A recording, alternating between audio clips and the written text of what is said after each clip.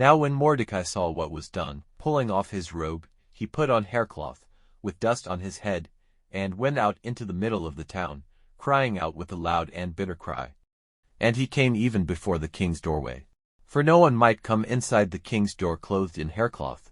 And in every part of the kingdom, wherever the king's word and his order came, there was great sorrow among the Jews, and weeping and crying and going without food. And numbers of them were stretched on the earth covered with dust and haircloth.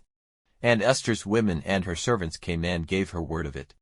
Then great was the grief of the queen, and she sent robes for Mordecai, so that his clothing of haircloth might be taken off. But he would not have them.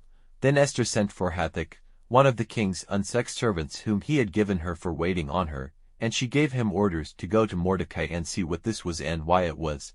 So Hathach went out and saw Mordecai in the open square of the town before the king's doorway. And Mordecai gave him an account of what had taken place, and of the amount of money, which Haman had said he would put into the king's store for the destruction of the Jews. And he gave him the copy of the order which had been given out in Shushan for their destruction, ordering him to let Esther see it, and to make it clear to her. And to say to her that she was to go in to the king, requesting his mercy, and making prayer for her people. And Hathach came back and gave Esther an account of what Mordecai had said. Then Esther sent Hathach to say to Mordecai, "It is common knowledge among all the king's servants and the people of every part of the kingdom, that if anyone, man or woman, comes to the king in his inner room without being sent for, there is only one law for him, that he is to be put to death.